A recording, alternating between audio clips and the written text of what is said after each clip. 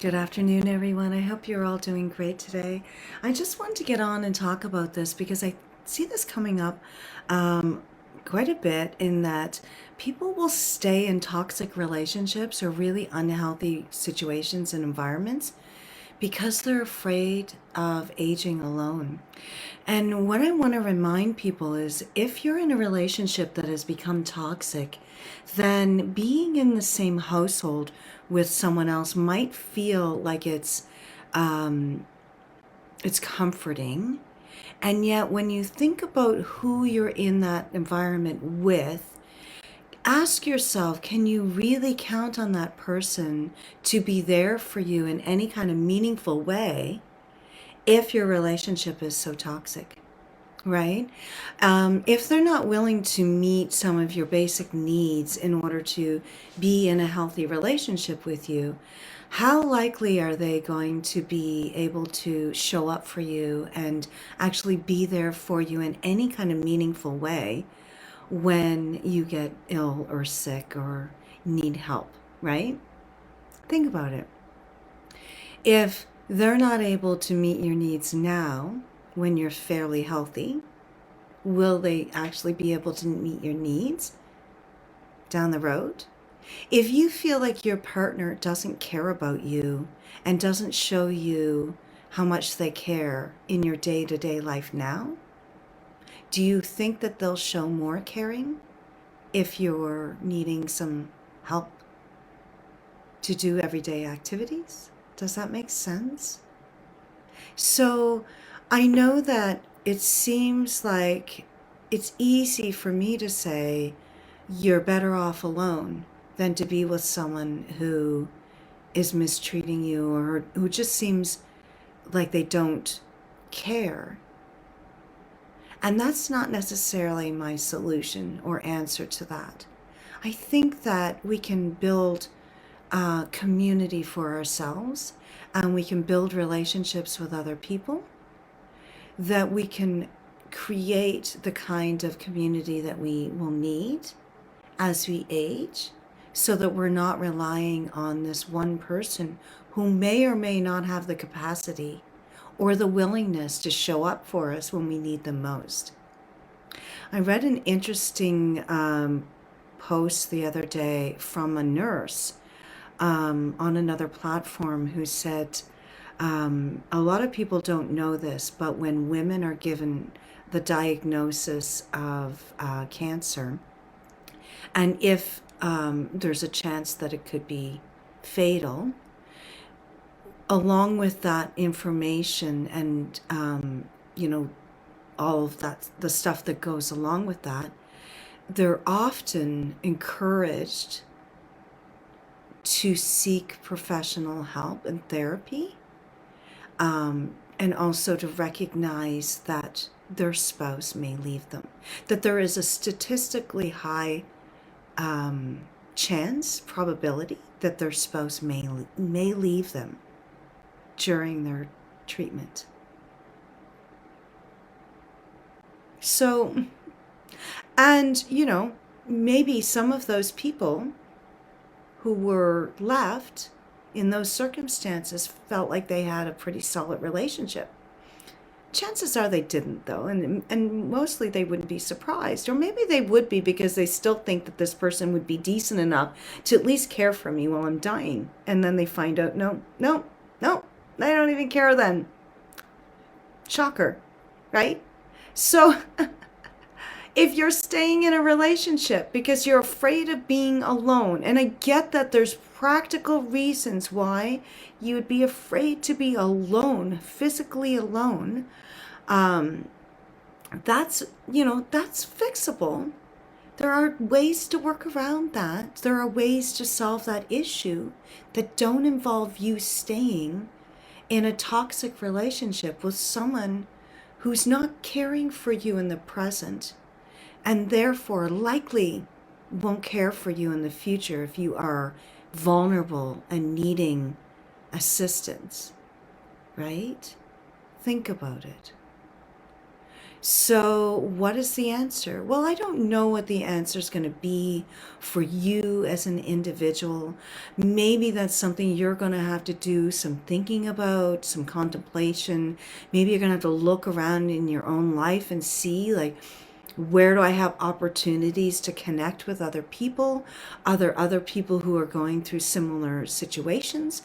Maybe we need to work together in some way to figure out some solutions, right? Like, I don't know the answers to a lot of the things that my clients come to me to see, and I don't need to know the answer. I just need to help them either by creating the right space and environment for them to really think about these things and to really question, deep down, what they want and what that looks like for them, or what they need and how they could get, that's for them to figure out. That's where, the solutions come from within. And so, I might be able to list five, things that you could do in this scenario that might work. And if you've tried all five of those things and they didn't work, you might just go, well, I tried those five things, they didn't work. I'm ready to give up. And yet, what I find a lot of times in my sessions with clients is that if I stay out of the way, as far as if I don't have, ideas in my head about solutions for them or ways that they could fix it, and if I just stay really curious and really open to listening to what they're saying and really hearing what they're saying, then I can help them figure out the answers for themselves. And they might come up with some solution there's no way that I could have possibly have suggested that. And if I had, in any other circumstances, they probably would have shot that down too. But because they've come up with the solution, it makes sense to them. So I don't know what the answer is to, how do you deal with the practicalities of this, whether you're aging or whether you're, you've got mobility issues or whatever, you need care.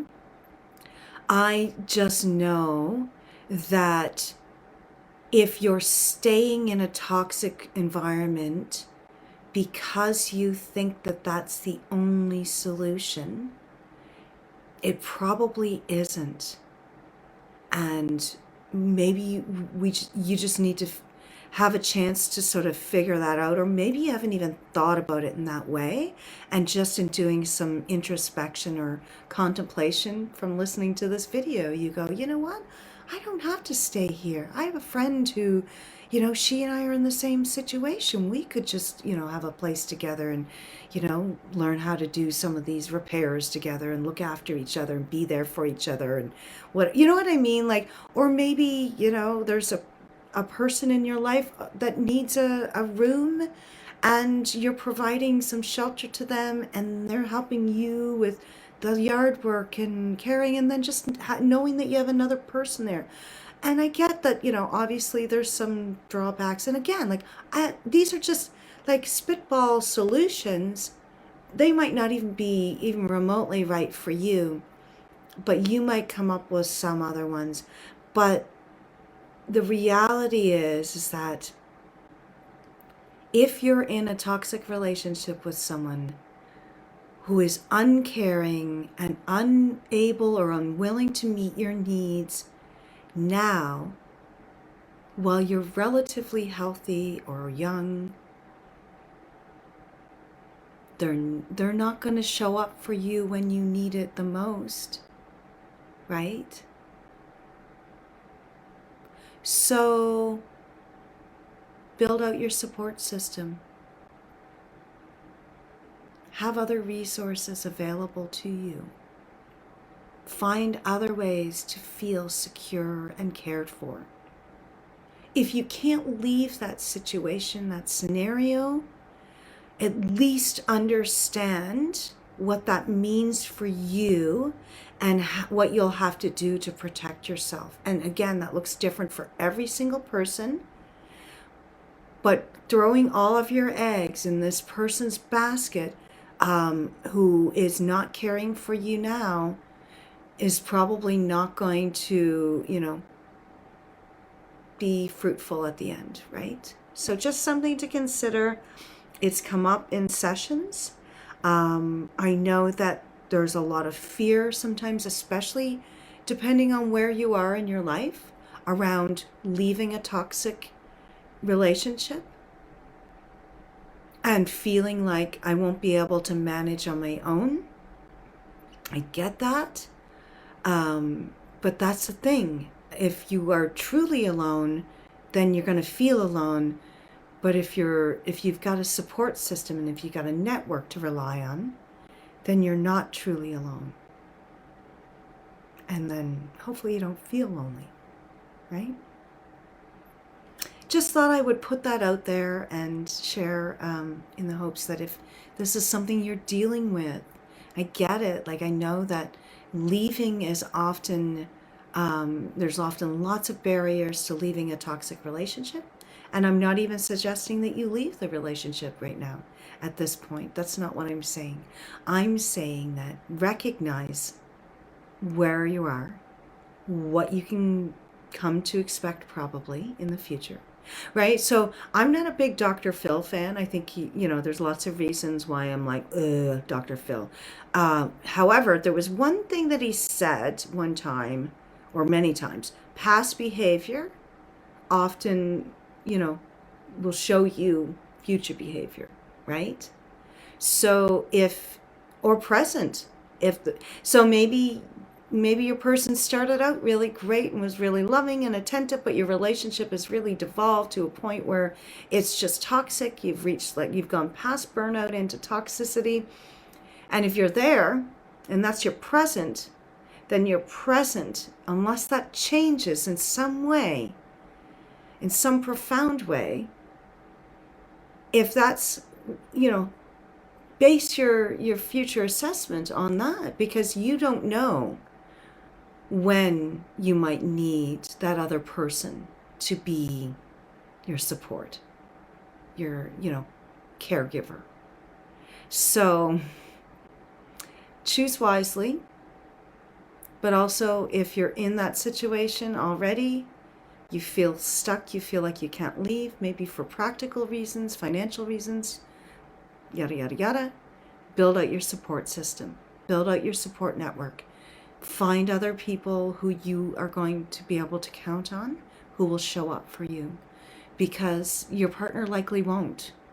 If they're not showing up now and they weren't willing to put in the work to maybe not have the relationship, and let's face it, it takes two to tango. Regardless, maybe you both made the mistake of picking the wrong person, or maybe you've both become toxic to each other. It doesn't matter. Neither of you can, depend on the other to caretake if one of you becomes ill. That's really what it comes down to. That you're not going to be incentivized to take care of this person who's been mistreating you if they're the toxic one. And if you're the toxic one, well, obviously you're not going to take care of this other person who you just can't stand, right? Like, it doesn't matter if it's a toxic relationship and somebody becomes disabled or ill or infirm or whatever. Like, you're not going to look after each other. Like, just face that reality and then do what you need to do personally, individually, to make sure that someone's going to look after you. Whether that's seeing a lawyer to draw up paperwork so that someone is going to, advocate on your behalf for medical reasons or whatever. Maybe you need to set up some power of attorney. Maybe you need to have some health directives in place. But then beyond that, like the practical sense there, build out your social network. Build out the caring network that you can have with other people. And, it'd be a reciprocal thing, obviously, that's, more beneficial. Get that for yourself. You deserve that, right? You deserve to know that you're not going to have to worry about whether you're going to, die alone in a bed somewhere because no one's going to look after you, right? Because you deserve that. So if that's what you're finding yourself in, and maybe you don't know how to get that for yourself or what to do, please feel free to reach out. Let's talk. Maybe I can give you some resources, or maybe I can just give you a place to talk about these things, to work through these things, so that you come to some come up with some ideas and ways that are going to work for you specifically in your life to make you feel less alone and less afraid of being alone, right? Because nobody wants to feel like they're going to be alone at the end. Like, that is scary. That's legit scary, right? Like, it's natural for someone to, like, if someone shows up in a session with me and they say, like, I'm afraid of being alone and having no one to care for me when I get older, or that I'm afraid that my partner, who, I'm in this toxic relationship with, is going to treat me terribly when I become old, or if I have some sort of health crisis.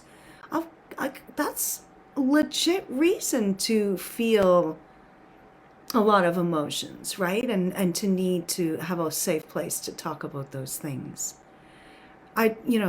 Yeah. So if I can be that place for you to share and to work through some of the stuff, please feel free to reach out.